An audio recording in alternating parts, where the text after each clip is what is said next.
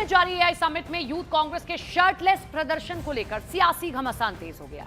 देश में जगह जगह विरोध प्रदर्शन तेज हो गए। कांग्रेस के खिलाफ बीजेपी सड़कों पर उतर आई है। कई जगह प्रदर्शन के दौरान बीजेपी और कांग्रेस कार्यकर्ता आपस में भी भिड़ते हुए दिखाई दिए हैं।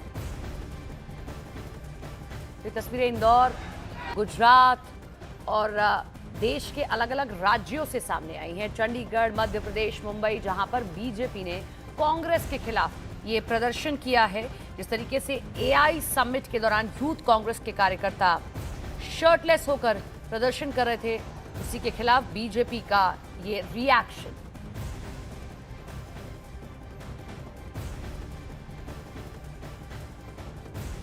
मध्य प्रदेश के खंडवा में भी कांग्रेस और राहुल गांधी के विरोध में बीजेपी कार्यकर्ताओं ने जोरदार प्रदर्शन किया। प्रदर्शन के दौरान भारतीय जनता पार्टी कार्यकर्ताओं ने राहुल गांधी का पुतला भी जलाया और जमकर नारेबाजी की है।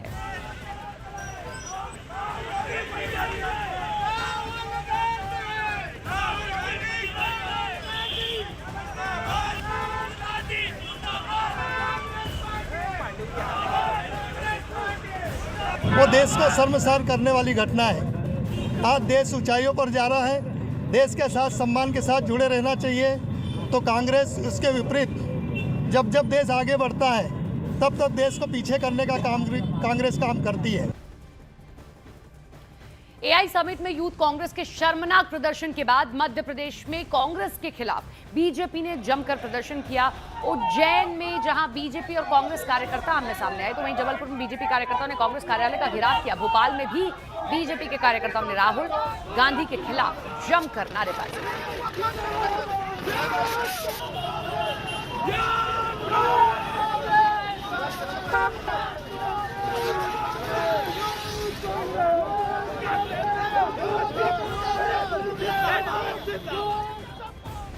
इस बीच न्यूज 18 इंडिया से खास बातचीत में दिल्ली की मुख्यमंत्री रेखा गुप्ता ने एआई समिट में मचे बवाल पर तीखा हमला बोला। सीएम ने कहा कि इस घटना को अंतर्राष्ट्रीय स्तर पर भारत को बदनाम करने की एक साजिश है।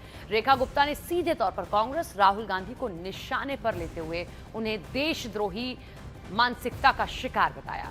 मुख्यमंत्री ने कहा कि जहां हजारों लोगों को रोजगार मिलना था, वहां ऐसी घटिया हरकत शर्मनाक है।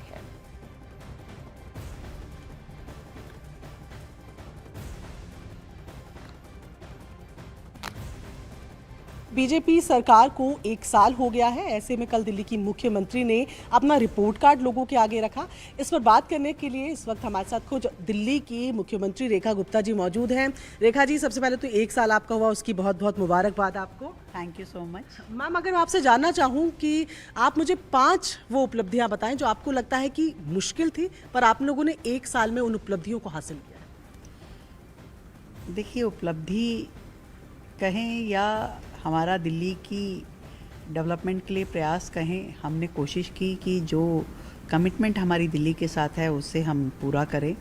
और उस कमिटमेंट की श्रृंखला में सबसे पहले जो आयुष्मान योजना जो वर्षों से यहाँ पेंडिंग थी, जिसमें हमने बल्कि इंक्रीमेंट करके 5 लाख केंद्र की ओर से और 5 हमने जोड़ा और 10 लाख का हेल्थ कवर दिल्ली की जनता को दिया। दिल्ली की 70+ एज ग्रुप जो हमारा है बुज़ुर्गों का, उसको हमने दिया। वो एक अच्छा प्रयास है दिल्ली के हित में। और इसी तरीके से अटल कैंटीन कि दिल्ली शहर में कोई भूखा ना सोए, इसके लिए हमने प्रयास किया। अटल कैंटीन 70 खोली, जिसमें 5 रुपए में हमने भोजन दिया उन श्रमिकों को, उन आश्रित लोगों को जिनको इसकी ज़रूरत है। और इसके अलावा जो इंफ्रास्ट्रक्चर की ज़रूरत दिल्ली को है, उसके लिए हमने लगातार काम किया। पूरा दिल्ली में जितनी सड़कें हैं उसकी वॉल टू वॉल कारपेटिंग हो, उस पर काम हमारा शुरू हुआ। जितनी रुके हुए फ्लाईओवर्स के काम थे उनको हमने कंप्लीट किया। जितने हॉस्पिटल्स के काम रुके हुए थे उनको हमने इनिशिएट किया। और नए curriculum, CM Shri 75 CM Shri school, 50,000 नई पेंशन, 4,000 नई ईवी बसेस। तो ये सारी चीज़ें हैं जो मुझे लगता है कि दिल्ली को एक बेहतर दिशा में लेके जाएंगी। मैम, इससे थोड़ा सा इतर एआई समिट दिल्ली में चल रहा है और ऐसे में हमने देखा कि किस तरीके से इंडियन यूथ कांग्रेस का वहाँ पर प्रोटेस्ट होता है। किस तरीके से आप इस घटना को देखते हैं? बहुत ही शर्मनाक ये घटना है।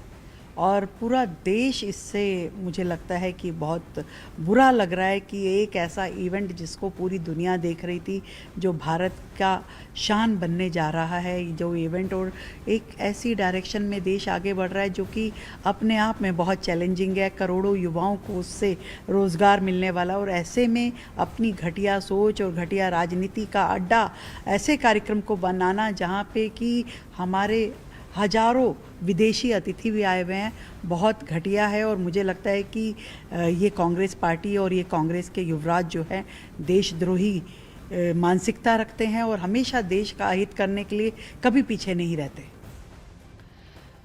जहां केंद्रीय मंत्री गिरिराज सिंह ने कांग्रेस को गद्दार पार्टी बताया, तो आरजेडी नेता मनोज झा ने भी कांग्रेस के प्रदर्शन पर सवाल उठाए हैं। करने लगा, देशद्रोही का व्यवहार करता। आज एआई समिट हो रहा था, एआई समिट में जिस ढंग से उन्होंने व्यवहार किया, ये भारत का अपमान किया। राहुल गांधी को देश से माफी मांगनी चाहिए। इस देश के ग्रीवांसेस वाजिब हैं अमेरिकन डील को लेकर के, लेकिन ग्रीवांस होना और उसका एम्प्लीफिकेशन के लिए कौन सा स्पेस आप चुनते हैं, वो उसका तरीका होना चाहिए था। बीजेपी के राष्ट्रीय अध्यक्ष नितिन नवीन ने कांग्रेस पर जमकर निशाना साधा। उन्होंने कांग्रेस पर देश के अपमान का आरोप लगाया। जब जब विकास की बात की गई, उन्होंने विकास को हमेशा चोट पहुंचाने का काम किया। अभी हाल ही में आपने देखा संसद के सत्र में किस प्रकार का व्यवहार कांग्रेस के सांसदों ने किया। प्रधानमंत्री जी को संसद के अंदर आने के लिए भी जिस प्रकार से उन्होंने घिनौना खेलने का प्रयास किया, जो हरकत करने की साजिश की थी, वो उनकी सोच को दिखाता है। मैंने इसीलिए कहा कि राहुल की कांग्रेस पूरी तरह से अर्बन नक्सलिज्म की गढ़ बन चुकी है, और ये गढ़ कोई और नहीं, राहुल के प्रोत्साहन से चलती है। पूरा भारत गर्व कर रहा था जब पूरा भारत एआई समिट के माध्यम से विश्व को संदेश दे रहा था। उस समय आपने भारत के उस संदेश को चोट पहुंचाने का काम किया। और आप कहते हैं, मैं इसीलिए कहता हूं, ये कांग्रेस आजादी वाली कांग्रेस नहीं है मित्रों, ये पूरी तरह से इटालियन कांग्रेस हो गई है, जिसमें भारत का कोई तत्व अब नहीं बचा है।